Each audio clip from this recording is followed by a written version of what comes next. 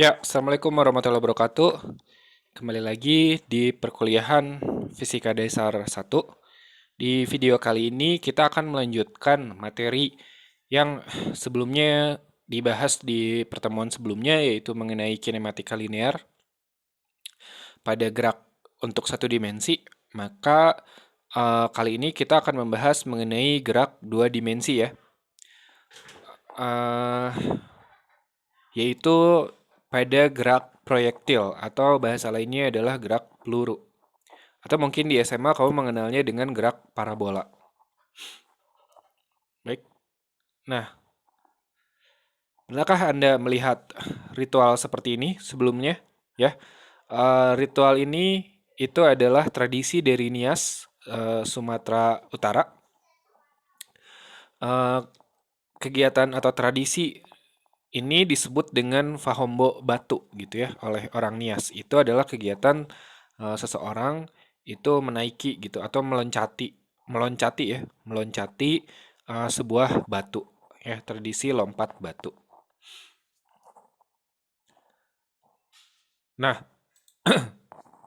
kalau orang ini atau anak muda itu ya dapat melewati batu yang setinggi 2 meter dan ketebalan 40 cm dengan sempurna, maka orang ini, anak muda ini dapat dikatakan sebagai dewasa gitu. Atau bahasa lainnya adalah dia bisa dikatakan sebagai penjaga desanya gitu ya. Nah, coba dilihat ya gerakannya, pola gerakan yang dibuat ketika orang ini atau ya pemuda ini melompati batu tersebut gitu ya. Setinggi 2 meter ya. Nah, gerak seperti apa yang dia buat? Apakah apa saja gitu yang harus diperhatikan untuk melakukan gerak seperti itu? Dan dapatkah atau adakah hubungannya dengan fisika gitu ya? Nah, di video kali ini kita akan mempelajari mengenai itu semua gitu ya. Nah, eh, seperti yang sudah tadi dibahas bahwa kita meneruskan pelajaran yang minggu lalu ya, atau di pertemuan yang sebelumnya. Jadi kita sebenarnya pada saat ini tidak pada video kali ini tidak akan mempelajari hal yang baru, tapi kita akan mengaplikasikan pengetahuan-pengetahuan kita pada gerak linear ya, satu dimensi, eh, gerak satu dimensi ke kondisi yang baru gitu ya, yaitu pada gerak peluru tersebut. Nah, yang sudah kita pelajari di video sebelumnya adalah mengenai ada dua jenis gerak rektilinear ya. Nah, gerak rektilinear ada dua jenis. Yang pertama adalah gerak lurus beraturan, yaitu gerak lurus dengan kecepatan konstan, yang lintasannya lurus ya, dengan kecepatan konstan atau percepatannya nol. Jadi seperti ini ya. Nah, ini bisa diperhatikan pada gerak lurus beraturan, karena kecepatannya adalah konstan, maka untuk setiap waktu yang sama, si bendanya atau objeknya itu melintasi atau melampaui jarak yang sama gitu ya. Untuk waktu yang sama, misalkan katakanlah ini 1 detik gitu ya. Dalam 1 detik dia menempuh segini, maka detik berikutnya juga dia menempuh segini, dan seterusnya juga dia sama gitu. Jadi dalam waktu yang sama dia menempuh jarak yang sama.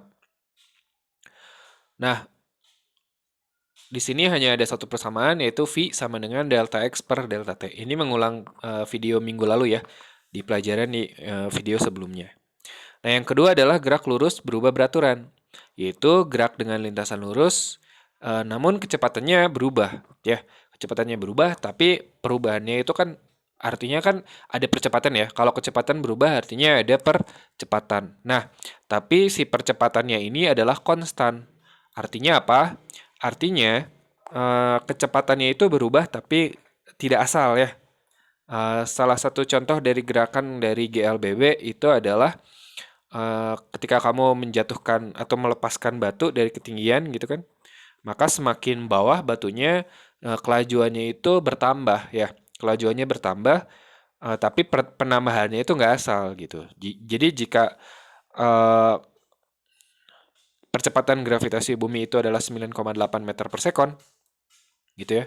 ketika dia mulai dijatuhkan, dia kecepatan gravitasi bumi 9,8 per sekon. Jadi ketika mulai dijatuhkan dia kecepatannya adalah 0 atau kelajuannya 0, kemudian dia jatuh, di detik pertama kelajuannya bertambah menjadi 9,8 meter per sekon.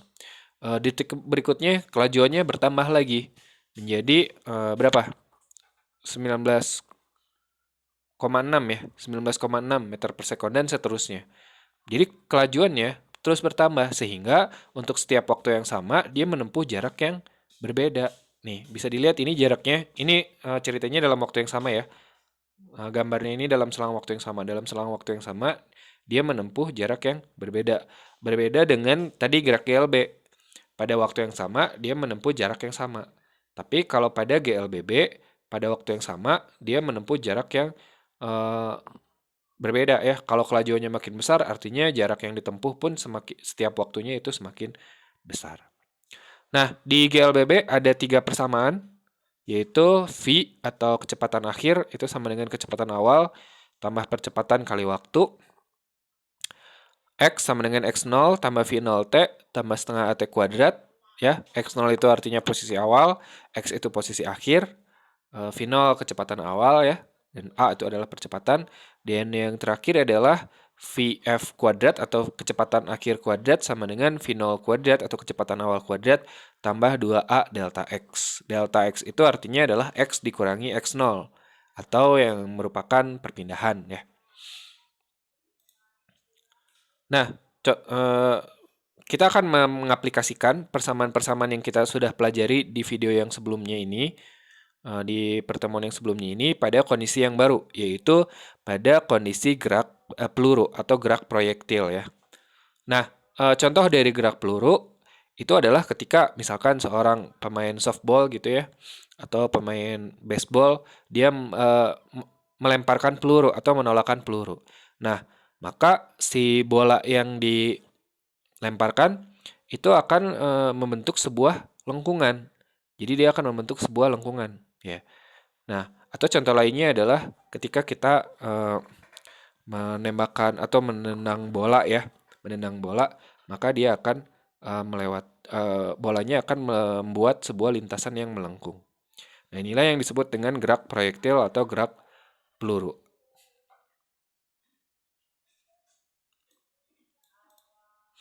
Nah, contoh yang lain dari gerak peluru itu adalah misalkan ketika kita menembakkan dari sebuah ketinggian tertentu gitu ya, kita menembakkan sebuah bola, maka dia juga sama akan membentuk sebuah lintasan yang melengkung. Nah, kenapa lintasannya bisa melengkung begini gitu ya? Pertanyaannya seperti itu. Nah, jawabannya sudah jelas karena ada gravitasi. Gravitasi mengerjakan gaya pada benda pada sumbu Y, artinya ke arah vertikal ya. Pada sumbu Y sehingga benda ketika dia ditembakkan ke arah horizontal, selain dia bergerak secara horizontal, dia juga bergerak secara vertikal. Nah, apa yang terjadi jika kita menembakkan si bola ini ya atau peluru ini itu di tempat yang tidak ada gravitasi, gitu ya. Kalau kita tembakkan dia di tempat yang tidak ada gravitasi, maka si bola ini akan menempuh sebuah lintasan GLB sama seperti tadi, ya. Jadi geraknya lurus. Geraknya itu lurus, kecepatannya konstan. Nah, kalau kecepatannya konstan artinya apa? Dalam setiap waktu dia menempuh jarak yang sama, gitu ya. Dalam selang waktu yang sama, dia menempuh jarak yang sama. Artinya dia bergerak GLBB. Nah, tapi karena ada percepatan gravitasi, jadi selain dia bergerak GLBB tadi ke arah sana, dia juga ditarik ke bawah. Nah, sehingga dia gerakannya melengkung. Nah, tapi gerakan ke bawahnya itu tidak sama dengan gerakan ke horizontalnya. Kalau gerakan horizontalnya kan tadi kelajuannya konstan ya. Kelajuannya konstan bisa dilihat di sini bahwa jarak yang ditempuh setiap waktu adalah sama. Tapi ke arah vertikalnya atau ke bawahnya itu nggak sama. Ya. Nah, begini. Sama seperti apa? Sama seperti benda yang dijatuhkan ke bawah. Ya, dalam setiap waktu dia itu menempuh jarak yang semakin besar karena dia kelajuannya dipercepat. Ya. Jadi kita lihat bahwa Sebenarnya gerak peluru ini atau gerak projektil ini adalah gabungan dari komponen kesumbu X ya atau kesumbu horizontal itu bergerak lurus beraturan ya, kecepatannya konstan setiap waktu sehingga dia menempuh perpindahan atau kelajuannya konstan setiap waktu sehingga dia menempuh jarak yang sama setiap waktu pada sumbu X dan pada sumbu Y dia itu GLBB dipercepat ya. Jadi kelajuannya bertambah setiap waktu sehingga jarak yang ditempuhnya semakin besar ya. Jadi sehingga dia membentuk sebuah lintasan yang parabola begini. Apabila ke bawah ini sama-sama GLB, maka dia harusnya lurus kan? Lurus dia, miring ke bawah tapi lurus gini. Nah, tapi karena ke arah bawahnya dia nggak sama kecepatannya setiap waktu, jadinya dia melengkung seperti ini. Itulah mengapa terjadi gerak peluru atau gerak proyektil ya.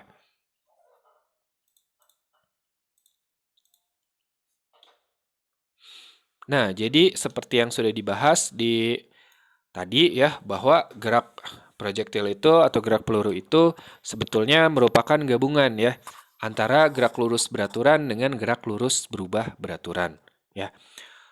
Nah, dengan mengasumsikan tidak ada gesekan udara ya,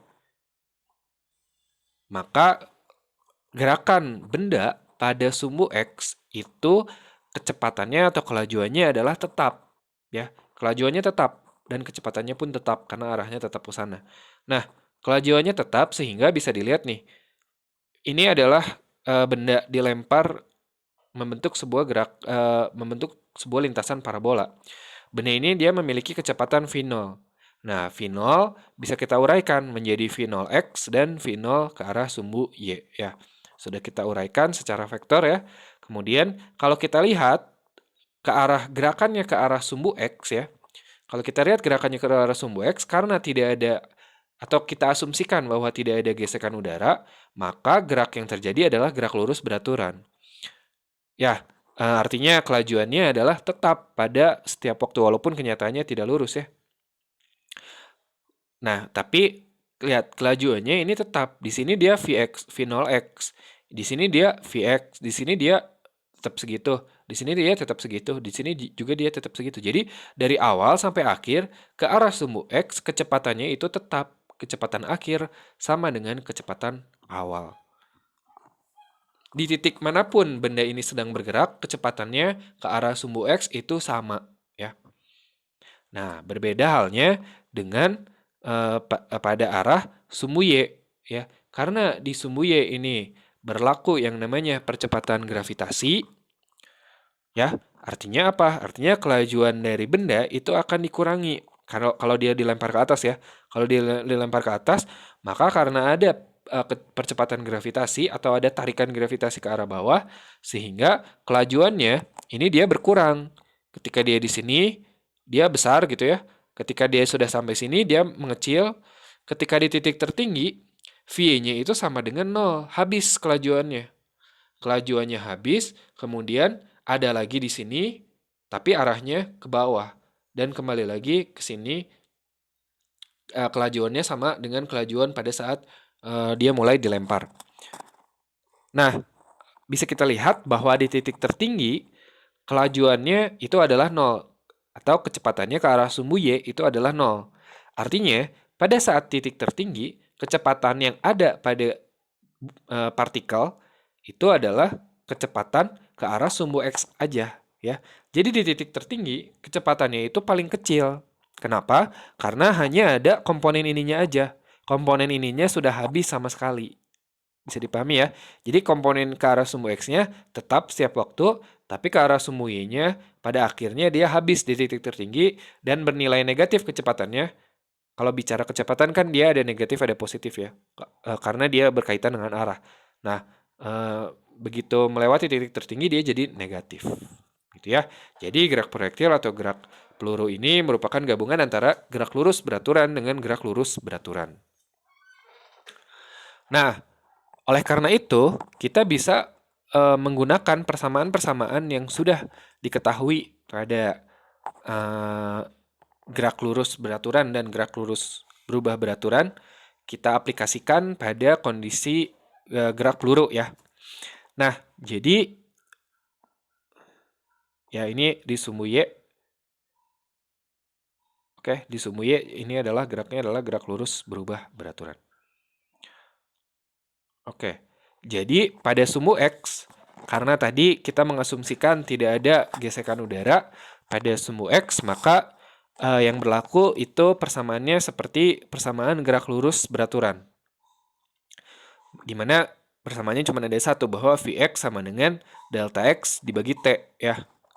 Jadi delta X itu pengertiannya adalah X akhir dikurangi X awal dibagi dengan waktu. Nah, sedangkan pada sumbu Y, kan ada persamaan seperti ini ya. Vy sama dengan V0Y plus AT. Nah, karena ada percepatan, yaitu percepatan gravitasi, karena arahnya itu adalah ke arah sumbu Y negatif, maka di situ ada percepatannya adalah percepatan gravitasi dengan nilainya adalah min G gitu ya. Jadi kita ganti nih. Plus A ini diganti menjadi min G, sehingga persamaannya menjadi Vy sama dengan V0Y min GT. Nah, sedangkan ini untuk persamaan posisinya ya, posisi ke arah sumbu Y-nya. Nah, Y sama dengan Y0 tambah V0YT tambah setengah T kuadrat ya. Ini adalah persamaan pada GLBB, persamaan yang kedua ya. Nah, kita ganti A-nya menjadi min G, sehingga persamaan ini menjadi Y0 tambah V0T. Nah, setengah AT kuadrat berganti menjadi setengah GT kuadrat. Ya. Nah, tiga persamaan ini adalah persamaan-persamaan utama pada gerak proyektil atau pada gerak peluru. Nah, mari kita gunakan persamaan-persamaan ini untuk menyelesaikan beberapa persoalan supaya dapat menambah pemahaman kamu ya. Oke. Contoh nih ya. Contohnya adalah sebuah benda dijatuhkan dari pesawat yang bergerak dengan kecepatan 80 meter per sekon pada ketinggian 705,6 meter ya. Kita menggunakan percepatan gravitasi 9,8 meter per sekon kuadrat. Pertanyaannya adalah berapakah jarak mendatar yang ditempuh oleh benda tersebut ya.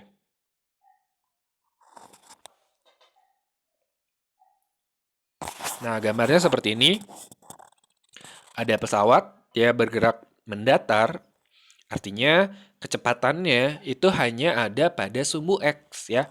Pada sumbu Y-nya kecepatannya adalah 0.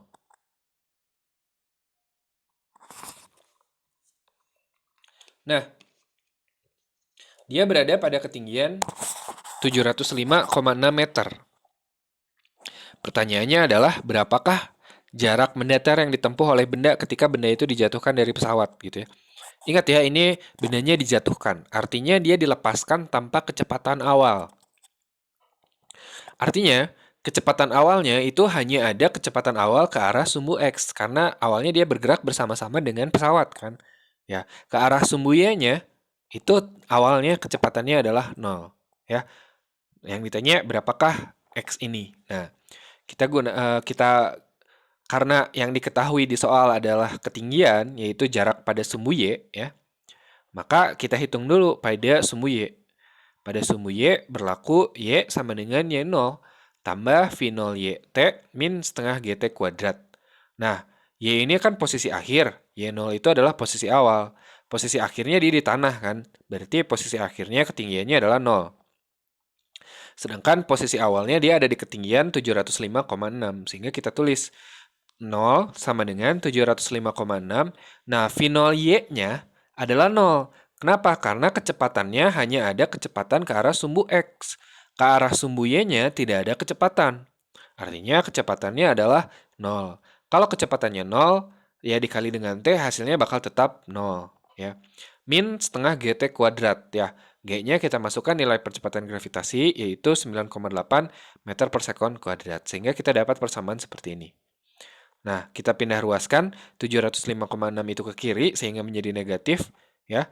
Min 705,6 sama dengan min 4,9 T kuadrat. Ya, setengah kali 9,8 ya.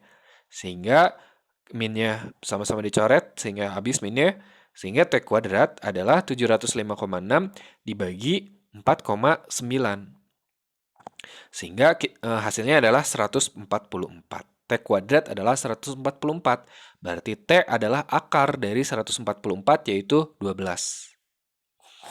Nah, itu adalah waktunya. Jadi itu adalah waktu yang ditempuh ketika si benda ini jatuh ke sini. Nah, ini bakal sama dengan waktu yang ditempuh ketika ada benda dijatuhkan dari ketinggian yang sama. Ya, benda dilepaskan oleh pesawat ke sini untuk sampai ke tanah, itu bakal sama kelajuannya atau sorry bukan kelajuan, tapi apa waktu. Bakal sama waktunya dengan waktu yang ditempuh oleh benda yang dilepaskan dari ketinggian ini gitu. Ya. Gitu ya. Jadi waktunya adalah 12 detik. Nah, sekarang untuk mencari X-nya, maka kita gunakan persamaan pada sumbu X ya. Di sumbu X kan persamaannya cuma ada satu ya, bahwa V itu sama dengan delta X per T. Jadi delta X adalah Vx kali T. Nah, Vx itu kan komponen kecepatan ke arah sumbu X. Nah, pada keadaan awal, ketika benda mulai dijatuhkan, dia kecepatannya adalah sama dengan kecepatan pesawat kan, karena dia tadinya dibawa oleh pesawat. Nah, oleh karena itu, kecepatannya sama dengan kecepatan pesawat, yaitu hanya ke arah sumbu X-nya aja. Jadi yang 80 ini itu semuanya adalah Vx. Karena gerak benda semua hanya ke sumbu X. Jadi tinggal kita masukkan 80 kali waktunya tadi sudah kita dapat yaitu 12. Jadi 80 kali 12 yaitu 960 meter. Gitu ya, ini adalah contoh yang pertama.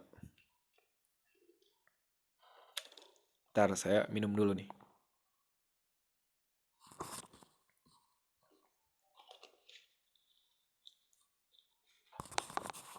Oke, kita lanjut. Contoh soal berikutnya. Nah, sebuah bola tenis menggelinding dari atas meja dengan laju 5 meter per sekon. Dengan arah mendatar ya. Mungkin ini sama dengan yang tadi, kecepatannya itu hanya kecepatannya ke arah mendatar aja, Vx aja gitu. Jadi kecepatan yang 5 meter per sekon ini adalah Vx-nya aja. Nah, bola terjatuh dan mengenai lantai setelah menempuh jarak mendatar sejauh 4 meter. Ya, jadi X-nya sudah diketahui. Jadi kecepatannya 5 meter per sekon, X-nya sudah diketahui yaitu 4 meter ya, 4 meter. Nah, pertanyaannya adalah berapakah ketinggian dari meja?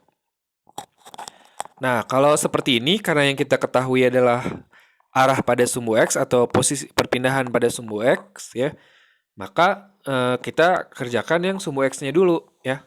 Nah, pada sumbu X berlaku bahwa Vx sama dengan delta X dibagi T ya. Artinya bisa kita balik nih, kalau kita pengen tahu waktu, berapa waktu yang dibutuhkan, maka tinggal dibalik aja T-nya ke atas, Vx-nya ke bawah. Jadi T sama dengan delta X dibagi Vx ya. Delta X itu adalah jarak mendatarnya yaitu 4 meter ya. Dibagi dengan Vx. Nah, Vx adalah kecepatan bola sebelum dia jatuh. Karena kecepatannya semua hanya ke arah sumbu X ya.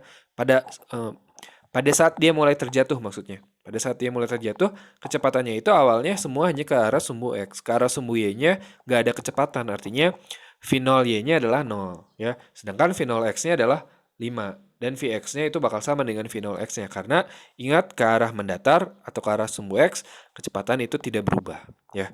Jadi 5 ya. Jadi 4/5 adalah 0,8 second. Jadi waktu yang dibutuhkan adalah 0,8 second. Nah, sekarang pada sumbu Y. Nah, kita masukkan persamaan pada sumbu Y. Y sama dengan Y0 tambah V0 YT min setengah GT kuadrat. Nah, ketinggian akhir itu adalah di bawah kan, di lantai ya. Kita katakan bahwa ini adalah ketinggian sama dengan 0. Jadi, ketinggian akhirnya adalah 0. Ketinggian awalnya kita cari justru Y0-nya, justru kan kita di soal ini yang dicari adalah ketinggian awal ya. Tinggi meja itu kan artinya ketinggian awal dari bola ini. Jadi Y0-nya kita cari. Nah, V0 Y-nya karena kecepatannya semua hanya ke arah mendatar, V0 Y-nya adalah 0. Jadi kita masukkan 0 sama dengan Y0 plus. Nah, ini 0 kali T tetap aja 0 ya. Min setengah GT kuadrat. Kita masukkan nilai G 9,8 meter per sekon kuadrat. Sehingga kita dapat setengah kali 9,8. Yaitu 4,9 ya. Jadi Y0-nya dipindahin ke kiri. Jadi min Y0 sama dengan min 4,9. Nah, T-nya sudah dihitung tadi. Yaitu 0,8 kali dengan 0,8 kuadrat ya. Sehingga kita dapat, nah Y0-nya, minnya kita coret ya kanan kiri, karena dua-duanya ada minnya kita coret habis, sehingga ini 0,8 kuadrat dikali 4,9 hasilnya adalah 3,136 meter. Jadi tinggi meja awal itu adalah 3,136 meter. Gitu ya. Itu adalah contoh nomor 2. Sekarang kita bahas lagi contoh berikutnya. Kita banyakin contoh ya supaya semakin terbiasa nih dalam menggunakan persamaan-persamaan pada gerak proyektil ini atau pada gerak parabola ini. Nah, pada contoh yang ketiga, nah kalau tadi kan mendatar ya, kecepatan awalnya selalu mendatar. Sekarang kecepatan awalnya itu tidak mendatar, tapi dia membentuk sudut theta terhadap garis horizontal ya. Nah, katanya sebuah bola dilontarkan dari atap sebuah gedung yang tingginya adalah H sama dengan 10 meter. Jadi tinggi gedung ini adalah 10 meter. Oh, belum ada ya soalnya. Nah, ini dia. Tinggi gedung ini adalah 10 meter. Dengan kelajuan awal V0 ini ya, itu yaitu 10 meter per sekon. Ya. Kemudian kita gunakan percepatan gravitasi, biasanya kita gunakan 9,8, tapi di sini dibulatkan supaya mempermudah perhitungan, karena ini hanya contoh saja. G-nya adalah 10 meter per sekon kuadrat. Nah, jika sudut theta ya, sudut theta itu adalah, atau sudut elevasi itu adalah sudut yang dibentuk antara kecepatan ini dengan horizontal, itu katanya 30 derajat, kita disuruh untuk menentukan jarak mendatar yang ditempuh oleh bola. Jadi X-nya nih, mulai dari dia dilempar sampai ke target sini di bawah, nah dia menempuh jarak X berapa gitu ya. Jarak mendatarnya itu berapa. Nah, begitu. Pertama, yang kita lakukan adalah, nah V0-nya kita uraikan dulu ke arah sumbu X dan ke arah sumbu Y ya. Ingat ya, ketika kecepatan awalnya membentuk sudut, maka kita uraikan dulu ke arah sumbu X dengan ke arah sumbu Y. Karena ini kita membahas gerak dua dimensi ya. Jadi kita uraikan dulu dia ke sumbu X dan sumbu Y. Nah, jadi di situ ada V0X ya. Ke atas ada V0Y ya. Nah, V0Y ya, karena dia adalah komponen dari V0 yang berlawanan dengan sudut, sehingga dia menggunakan sin ya. Karena sudutnya yang sebelah sini, sedangkan V0-nya itu sebelah sini. Berlawanan dengan sudut, gunakan sin. Ingat pertemuan minggu lalu. Kemudian kita masukkan nilainya. V0-nya adalah 10, kemudian sin tetanya adalah 30 ya. Jadi 10 kali sin 30. Nah, sin 30 adalah setengah. Jadi 10 kali setengah adalah 5 meter per sekon. Jadi kecepatan bola ke arah sumbu Y-nya adalah, kecepatan awalnya adalah 5 meter per sekon. Kemudian V0X ya, kita cari V0X yaitu komponen kecepatan ke arah sumbu X. Komponen kecepatan awal ke arah sumbu X. Karena dia bersebelahan dengan sudut, dikali dengan cos ya. Jadi V0X sama dengan V0 kali cos theta. Nah, cos 30 berarti kan, cos 30 itu adalah setengah akar 3. Ya, dikali dengan 10, karena kecepatan awalnya adalah 10, jadi V0X-nya adalah 10 kali setengah akar 3. Kita dapat setengah akar, 5 akar 3. Nah, kecepatan 5 akar 3 ini, itu tetap sepanjang waktu. Dari awal sampai akhir, kecepatannya ke arah sumbu X adalah 5 akar 3. Tapi ke arah sumbu Y, itu enggak. Awalnya 5, dia bakal berkurang sampai di sini dia 0. Ya, sampai akhirnya dia ke bawah, kecepatannya jadi bernilai negatif. Ya, begitu ya.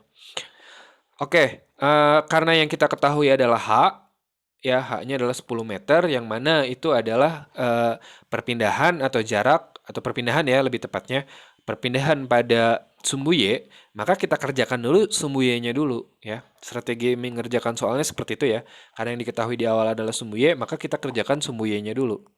Nah, sumbu Y kita gunakan persamaan posisi Y sama dengan Y0 tambah V0YT min setengah GT kuadrat ya. Nah, atau posisi akhirnya itu kan di bawah, sehingga kita tulis Y-nya adalah terakhir adalah 0 ya. Sedangkan posisi awalnya adalah di sini, yaitu pada ketinggian H sama dengan 10. Jadi kita tulis 0 sama dengan, nah, Y0-nya adalah 10 plus, nah, V0 Y-nya, ini kita tadi sudah hitung, yaitu 5. Ya. V0 Y, kecepatan awal ke arah sumbu Y. Jadi sudah kita hitung sebesar 5, jadi 5 kali T, min setengah GT kuadrat. Nah, G-nya sekarang pakai nilai yang dibulatkan ya, bukan 9,8, tapi 10. Jadi kita masukkan setengah kali 10 kali T kuadrat ya. Nah, sehingga kita dapat 10 tambah 5T, setengah kali 10 itu adalah 5, jadinya min 5T kuadrat. Nah, ini tampaknya tidak bisa diselesaikan secara biasa untuk mencari T, maka kita membutuhkan pemfaktoran ya. Nah, jadi kita pindahkan ke kiri, semua yang min jadi plus, yang plus jadi min, jadi 5T kuadrat min 5T min 10 sama dengan 0 ya. 10 pindah ke kiri jadi min, 5T pindah ke kiri jadi min, ini min 5T kuadrat pindah ke kiri jadi plus. Nah, supaya mempermudah, kita bagi nih semua jadi dibagi dengan 5 supaya jadi lebih sederhana ya. Jadi T kuadrat, ya kan 5T kuadrat dibagi 5 jadi T kuadrat, 5T dibagi 5 jadi T, 10 bagi 5 jadinya 2. Jadi T kuadrat min T min 2 sama dengan 0. Nah, kemudian kita faktorkan ya. T min 2 dengan T plus 1. Kan kita cari angka yang kalau dikali jadi min 2, kalau ditambah jadi min 1 gitu kan ya. Jadi pasti min 2 dan plus 1. Nah, dari faktor-faktor ini kita dapat nilai waktu itu sama dengan 2 atau min 1. Nah, kita ambil yang mana? Kita ambil yang plus ya. Karena kita mencari waktu, sedangkan waktu kan nggak ada negatif, ya kan masa waktunya mundur kan nggak ya, jadi waktunya maju gitu. Jadi nilai T yang kita pakai adalah nilai yang positif, sehingga nilai T yang kita gunakan adalah T sama dengan 2. Nah, kemudian kita mencari X ya, kita mencari X berarti kita gunakan persamaan pada sumbu X ya. Persamaan pada sumbu X hanya ada satu, Vx sama dengan delta X per T. Sehingga delta X atau jangkauan gitu ya, sama dengan Vx dikali T. Nah, Vx-nya ini bakal sama dengan V0x ya. Nah, karena tadi sudah kita hitung V0x-nya adalah 5 akar 3, maka Vx-nya juga bakal 5 akar 3, karena kecepatan ke arah sumbu X itu tidak berubah ya. Jadi, tetap kita gunakan yang tadi 5 akar 3. Sehingga delta X sama dengan 5 akar 3, waktunya yang kita gunakan yang tadi, yang 2 ya. Jadi 5 akar 3 kali 2, sehingga kita dapat delta X-nya adalah 10 akar 3 meter. Itu adalah untuk contoh yang ketiga. Sebentar, saya ambil minum dulu.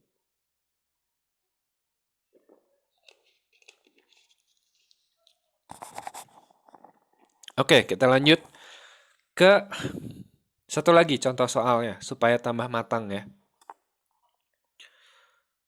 Nah, contoh soalnya seperti ini.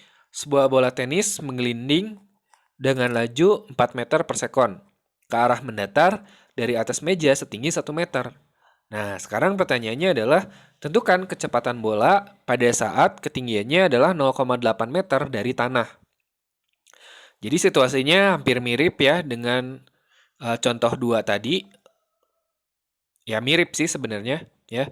Tapi yang ditanya sekarang bukan jangkauan, tapi yang ditanya adalah berapakah kecepatan pada saat tingginya dari tanah itu adalah 0,8 meter ya. Jadi tinggi mejanya adalah 1 meter ya. Kemudian dia kan bakal melakukan gerak peluru ya. Maka dia akan jatuh gerak peluru.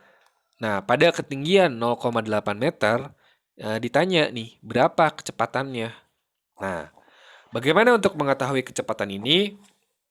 Sebenarnya kita bisa juga menggunakan prinsip usaha dan energi ya. Tapi karena belum dipelajari, nah kita gunakan dulu nih persamaan-persamaan pada gerak parabola. Jadi bagaimana kecepatan untuk mengetahui kecepatan ini? Ya kita tinggal menghitung berapa kecepatannya ke arah sumbu X ya, yang mana itu bakal sama dengan V awal ya, karena awalnya kecepatan itu hanya ke sumbu X ya, berarti V ini adalah Vx. Karena dia hanya ke sumbu X, dan Vx itu tidak akan berubah sepanjang waktu ya pada saat dia melakukan gerak parabola. Jadi kalau kecepatan awalnya adalah V, berapa tadi? 4, maka Vx-nya itu bakal tetap 4 ya. Nah, yang berubah itu adalah VY ya. Tadinya 0. Karena ada percepatan gravitasi ke bawah, dia bakal jadi ada kecepatan ke arah bawah di sini.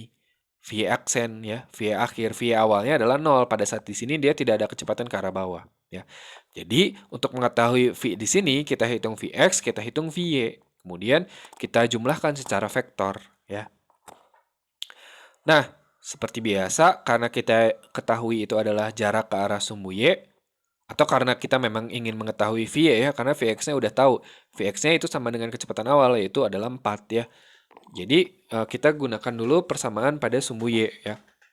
Karena kita ingin mengetahui Vy akhir. Vy pada saat di titik ini. Ya, kita masukkan persamaannya. Y sama dengan Y0 tambah V0Y T min setengah GT kuadrat. Nah, kita masukkan posisi akhir itu adalah 0,8 ketinggiannya. Posisi awal ketinggiannya adalah 1 ya. Kita gunakan 0,8 sama dengan Y0-nya adalah 1, V0Y-nya atau kecepatan ke arah sumbu Y-nya adalah 0 ya, min. Nah, G-nya kita gunakan supaya mudah pakai yang 10 ya. Gunakan setengah kali 10 T kuadrat ya. Kalau 1 dipindahkan ruas ke kiri jadi 0,8 min 1 ya. Setengah dikali 10 itu jadi 5. Jadinya 0,8 dikurang 1 itu adalah min 0,2. Sedangkan ini adalah min setengah kali 10 itu adalah min 5 gitu ya. Maka tanda negatifnya bisa kita hilangkan karena di kedua ruas ada. Sehingga 0,2 sama dengan 5T kuadrat ya. Sehingga T kuadrat itu adalah 0,2 dibagi 5. 0,2 dibagi 5 itu besarnya adalah 0,04. Sehingga kita bisa tahu T yaitu akar dari 0,04 yaitu 0,2. Nah, sekarang kita kerjakan masih di sumbu ya, masih di sumbu ya, karena sekarang kita ingin tahu kecepatannya via aksen. Ya, kita gunakan persamaan gerak parabola pada sumbu Y ya, atau gerak proyektil pada sumbu Y. Untuk persamaan kecepatan. Kalau tadi kan persamaan posisi. Kalau persamaan kecepatan kita gunakan Vy sama dengan V0Y min GT ya. Nah, kecepatan awal ke arah sumbu Y-nya sekali lagi itu adalah 0 ya. Jadi 0 min G-nya kita gunakan 10, percepatan gravitasi buminya, T-nya atau waktunya itu adalah 0,2 sehingga 0 dikurangi 10 kali 0,2. Jadi kita dapat V-nya itu adalah min 2 meter per sekon ya. Min kenapa? Karena lihat arahnya dia ke bawah ya. Vx-nya tetap 4 sedangkan V-nya adalah min 2 ke bawah. Nah, untuk menghitung V, kita jumlahkan secara vektor. Kecepatan total adalah V sama dengan Vx kuadrat tambah Vy kuadrat. Vx-nya adalah 4 dikuadratkan yaitu 16. Sedangkan V-nya adalah min 2 dikuadratkan yaitu adalah 4. 16 ditambah 4 adalah 20. Ya. Jadi bisa juga kita tulis bahwa kecepatannya itu adalah 2 akar 5 meter per sekon. Karena 20 itu 4 kali 5 kan, 4 dikeluarkan dari akar jadi 2 ya, 4 diakarin kan jadi 2. Jadi kecepatannya pada ketinggian 0,8 itu adalah 2 akar 5 meter per sekon. Seperti itu ya contoh-contoh untuk gerak parabola. Atau untuk gerak proyektil.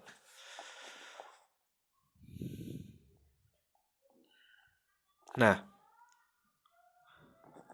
sekarang gini, kalau kita ditanya untuk setiap sudut yang berbeda-beda, tembakan awal gitu ya, kecepatan awal untuk setiap sudut yang berbeda-beda, sudut berapakah yang menghasilkan jangkauan paling jauh? Apakah sudutnya sebesar-besarnya, ataukah sudutnya sekecil-kecilnya, gitu ya?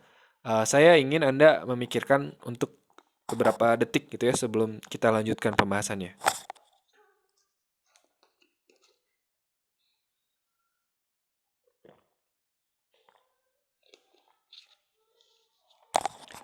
Oke, sudah dipikirkan? Nah, mari kita bahas ya, bagaimana jawabannya yang sebenarnya. Nah, sudut berapakah yang menghasilkan jangkauan paling maksimal gitu ya? Apakah ini misalkan ada contohnya 25, 30, 40, atau 60. Sudut manakah yang menghasilkan bolanya itu makin jauh gitu dari posisi awal ke arah sumbu X. Nah, sekarang kita lihat lagi yang namanya gerak proyektil atau gerak peluru ya.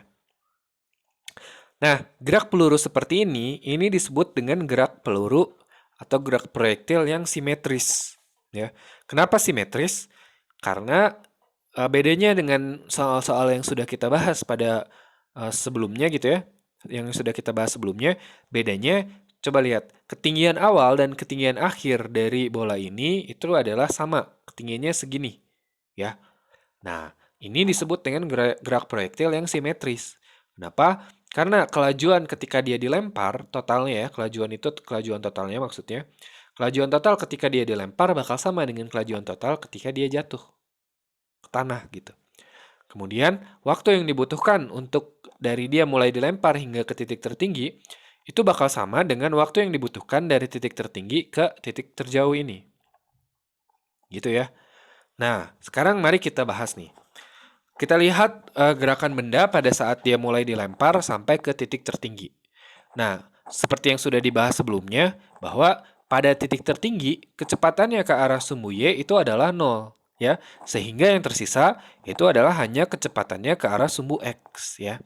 Nah, kalau kita bahas di sumbu Y, ya, kita masukkan persamaan gerak parabola pada sumbu Y untuk yang kecepatan, atau gerak proyektil pada sumbu Y untuk yang kecepatan, maka kita bisa masukkan ya VY sama dengan V0Y min GT. Nah, VY-nya di titik tertinggi itu 0. Nah, sekarang V0-nya, karena dia membentuk sudut theta ya terhadap horizontal, maka V0-nya bisa kita uraikan ke arah sumbu X dan ke arah sumbu Y. Ke arah sumbu X, karena dia bersebelahan dengan sudut, kita kalikan dia dengan cos. Jadi V0Y, V0X-nya adalah V0 cos theta. Sedangkan ke arah sumbu Y-nya, karena dia berlawanan dengan sudut, maka kita kalikan V0 ini dengan sin theta. Jadi kita masukkan V-nya di titik tertinggi dari tadi kecepatannya adalah 0. Kita masukkan 0 sama dengan V0Y-nya, kecepatan awal ke arah sumbu Y itu adalah V0 sin theta min GT. Jadi kalau kita pindah ruaskan GT ke kiri, jadi GT sama dengan V0 sin theta. Atau T bisa kita hitung dengan V0 sin theta dibagi dengan G. Ya kan G-nya jadi ke bawah ya, dibagi dengan V0 sin theta-nya. Atau V0 sin theta-nya jadi dibagi G.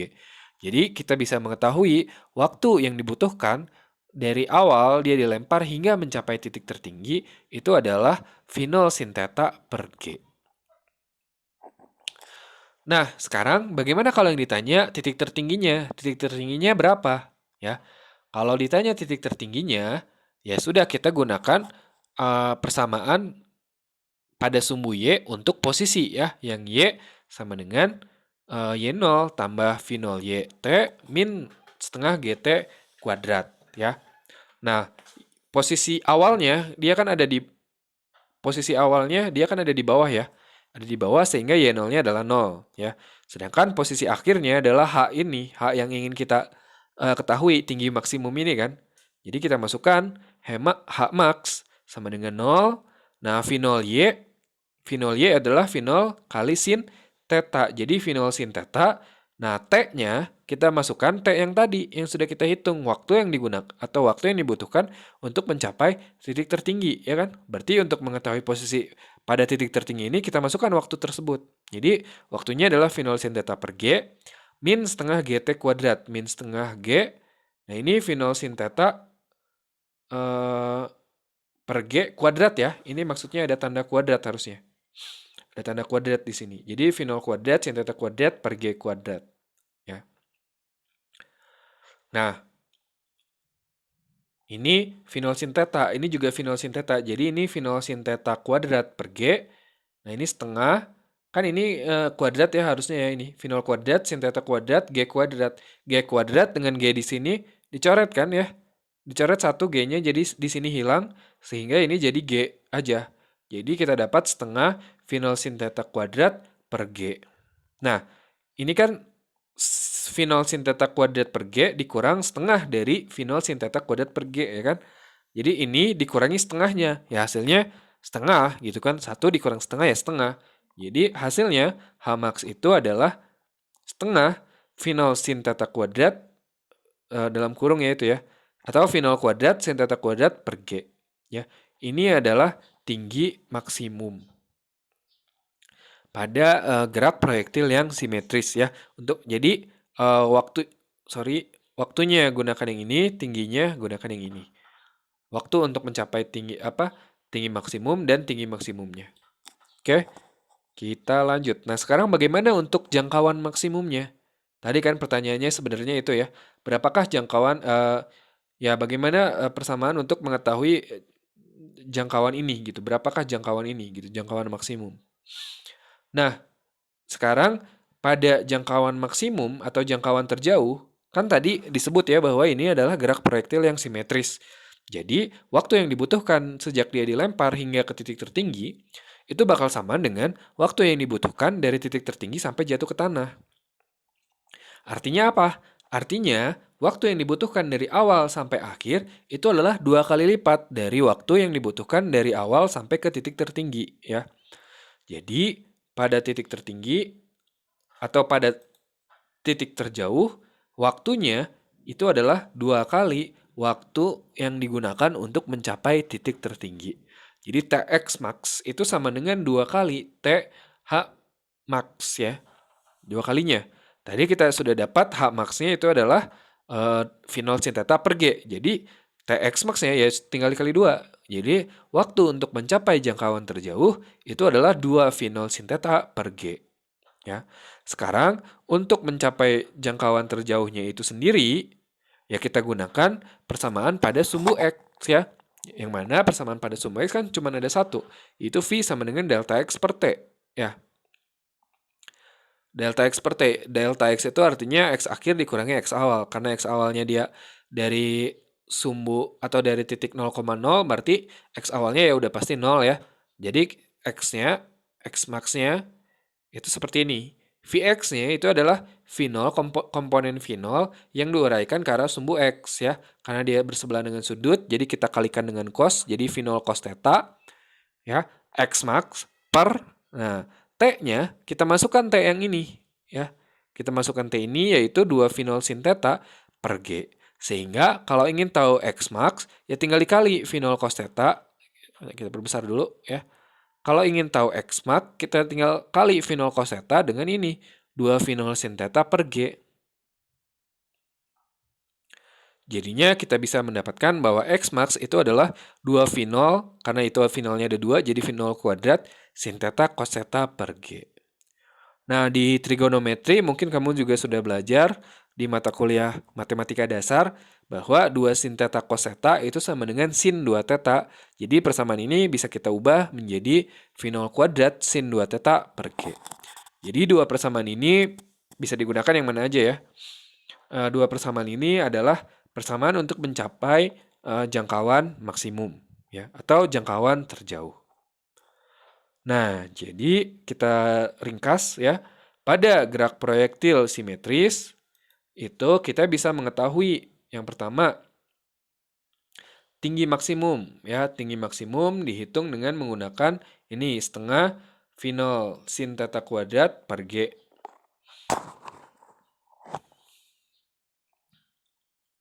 Itu adalah tinggi maksimumnya. Sedangkan waktu yang dibutuhkan untuk mencapai tinggi maksimum itu adalah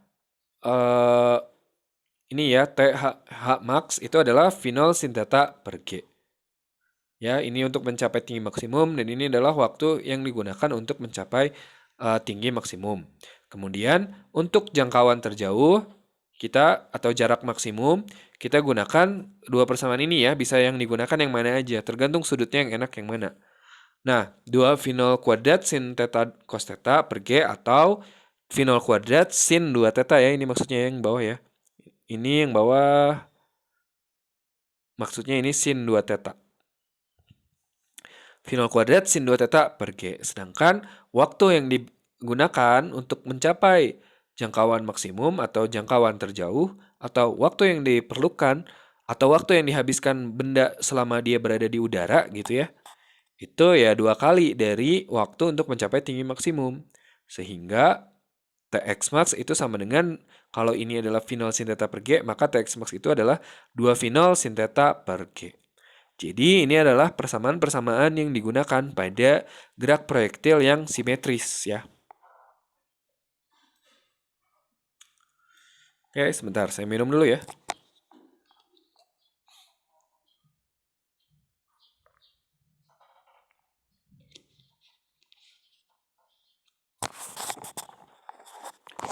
Nah, sekarang kita kembali ke permasalahan yang awal ya. Sudut berapakah yang memberikan jangkauan maksimum paling jauh ya? Nah, jawabannya bisa kita lihat dari jarak maksimum ini. Bisa kita lihat dari persamaan yang ada di sini ya. X max sama dengan V0 kuadrat sin 2 theta per G. Nah, bisa kita lihat bahwa besarnya X max itu sebanding dengan sin 2 theta ya. Besarnya massa sebuah objek itu tidak mempengaruhi ya jangkauan maksimumnya ya. Nah, kalau kita lihat di sini ya, bahwa X max itu atau jangkauan terjauh itu sebanding dengan nilai sin 2 theta ya. Artinya apa? Artinya nilai X max itu akan terpenuhi jika sin 2 theta itu atau nilai X max itu akan bernilai maksimum jika sin 2 theta ini bernilai maksimum. Nah, nilai sin yang paling maksimum kan adalah 1 ya. Jadi X max akan mencapai nilai maksimal jika nilai sin 2 theta itu maksimal. Sehingga X max itu akan maksimal jika sin 2 theta sama dengan 1 ya. Nah, sekarang berarti arcus sinus dari 1 itu adalah 90 derajat ya. Kan sin 90 derajat adalah 1 ya. Jadi kita dapat kesimpulan bahwa yang namanya 2 theta itu bakal sama dengan 90 derajat ya. Karena sin 90 derajat adalah 1. Berarti sin 2 theta adalah 1. Berarti 90 derajat adalah 2 theta. Dengan kata lain, theta itu adalah 90 per 2, yaitu 45 derajat. Jadi, benda itu akan mengalami kelajuan, atau bukan mengalami kelajuan ya, dia akan mengalami jangkauan yang paling maksimum ketika sudut yang dibentuknya dengan horizontal itu adalah 45 derajat. Nah, semakin jauh dari sudut 45 derajat, maka semakin kecil jangkauan maksimumnya ya. Bisa kita lihat dari gambar ini. Nah, perhatikan lintasan gerak yang dialami oleh sebuah benda yang dilempar dengan sudut elevasi yang berbeda-beda ya. Nah, lihat nih, ketika dia dilempar dengan sudut 0, maka dia bakal kembali ke situ ya. Ketika dia dilempar dengan sudut 5 derajat, dia sampai sini. Ketika dia dilempar dengan sudut 15, dia sampai sini. Ketika sudutnya 5 derajat berarti kecil ya harusnya ya, bukan yang ini. Yang ini adalah 85 derajat. Jadi ketika dia dilempar pada sudut 0, dia bakal bergerak mendatar ya. Dia bakal bergerak mendatar. Sorry, salah tadi. Ketika dia dilempar dengan sudut 90 derajat, dia baru ke atas dan balik lagi ke sini. Nah, ketika dia dilempar dengan sudut 5 derajat, dia bakal sampai sini.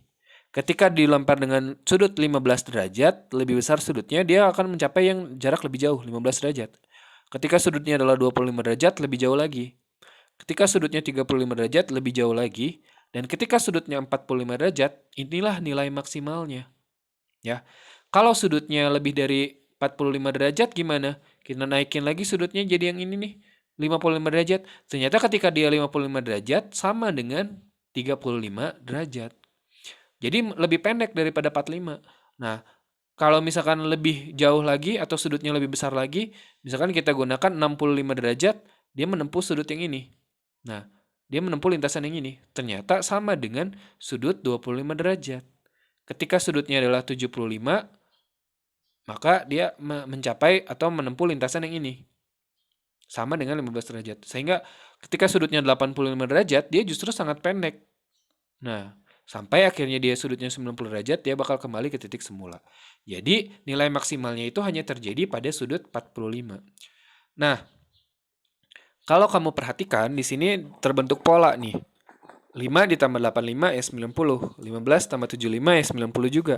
25 tambah 65, 90 juga. 35 tambah 55, itu 90 juga. Jadi, sudut-sudut yang kalau dijumlah dia kalau dijumlah dia nilainya 90 derajat, maka jangkauannya dia bakal sama gitu ya. Ketika sudutnya 35 bakal sama dengan ketika sudutnya 55 gitu ya. Jadi ketika melebihi 45 dia justru malah jadi lebih pendek. Dia bakal jadi sama dengan ketika tadi dia 35. Gitu ya. Jadi kalau kita kembali ke persoalan yang tadi, bentar, kita lihat lagi persoalan yang tadi ya. Mana tadi ya? Sebentar. Wah, terlalu jauh Nah, kalau kita lihat persoalan yang ini, sudut yang manakah eh, yang akan men- yang akan memberikan jangkauan maksimum yang paling besar nilainya, maka kita cari sudut yang mendekati sudut 45 derajat ya. Jadi ini 25, selisihnya dengan 45 adalah 20 ya. Ini 30, selisihnya adalah 15. Artinya antara 30 dengan 25 pasti ini lebih jauh nanti hasilnya. Ini 40, selisihnya dengan 45 hanya 5. Dan yang bawah adalah 60. Nah, kalau 60 berarti selisihnya adalah 15. Berarti yang D dengan yang B itu akan mencapai jangkauan yang sama nih, antara 30 dengan 60. Nah, sedangkan yang paling jauh itu ditempuh ketika dia 40. Kenapa 40? Karena dialah yang paling mendekati nilai 45 derajat.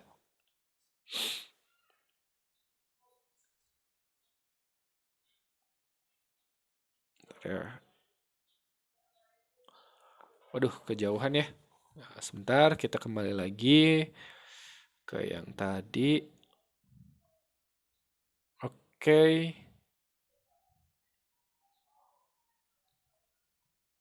Nah, mari kita bahas contoh soal yang terakhir ya untuk video kali ini. Ceritanya adalah ada seseorang yang menendang bola dengan kelajuan awal 30 meter per sekon. Nah, sudut elevasi yang dibentuk itu adalah 30 derajat ya. Sudut elevasi adalah sudut kecepatan awal dengan jarak mendatar atau jarak horizontal. 30 derajat, di mana kita ketahui bahwa sin 30 derajat itu adalah setengah dan cos 30 derajat adalah setengah akar 3. Nah, kita disuruh untuk menentukan berapakah titik tertinggi. Titik tertinggi itu artinya H max ya. Titik tertingginya H max dan waktu yang dibutuhkan untuk mencapai jarak yang terjauh. Jarak yang terjauh itu berarti X max ya. Tapi bukan X max-nya, tapi adalah waktunya. Berapa waktu yang dibutuhkan untuk mencapai jarak yang terjauh. Nah, untuk tinggi maksimum, kita gunakan persamaan Y max sama dengan V0 sin theta kuadrat per 2G ya. Jadi kita kalikan 30. Nah, V0-nya adalah 30 ya. Karena kecepatan awalnya adalah 30. Sin theta itu adalah sin 30, yaitu adalah setengah. Jadi kita masukkan 30 kali setengah kuadrat ya. 2G, G-nya kita gunakan ini yang sudah dibulatkan ya, yaitu sebesar 10 meter per sekon kuadrat. Sehingga kita dapat 30 kali setengah itu adalah 15. Sedangkan 2 kali 10 adalah 20 ya. Jadi 15 kuadrat dibagi dengan 20. Jadi 215 kuadrat itu adalah 225 dibagi dengan 20 yaitu 11,25 meter atau 11,25 meter. Nah, itu adalah tinggi maksimum yang dicapai oleh bola ya, tinggi maksimumnya. Nah, sekarang kita ingin mencari berapakah waktu yang dibutuhkan untuk mencapai jarak terjauh atau jarak maksimum gitu ya.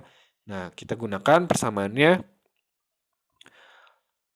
Tx max ya sama dengan 2 kali dari Ty max ya. Kalau Ty max adalah V0 sin theta per G, berarti Tx max ya tinggal dikali 2. Jadi Tx max itu adalah 2 V0 sin theta per G ya. Kita masukkan nilai V0, V0-nya adalah 30, sedangkan sin theta adalah setengah ya. Jadi 2 kali 30 kali setengah per G. G-nya yang kita gunakan adalah 10 meter per sekon kuadrat ya. Sehingga kita bagi tuh. Bagi dengan 10. Jadi 2 dikali 30 dikali setengah itu adalah berapa? 30 ya. Ya kan? 2 kali setengahnya kan habis. Jadi tinggal 30. 30 dibagi 10 itu adalah 3. Sehingga waktu yang dibutuhkan untuk mencapai jangkauan paling jauh atau jangkauan maksimum itu adalah 3 sekon. Artinya untuk mencapai titik tertinggi pasti jawabannya adalah 1,5 sekon atau setengahnya gitu ya. Nah, itu adalah pembahasan mengenai gerak proyektil atau gerak parabola. Semoga dapat dipahami. Silahkan dikerjakan tugas-tugasnya. Assalamualaikum warahmatullahi wabarakatuh.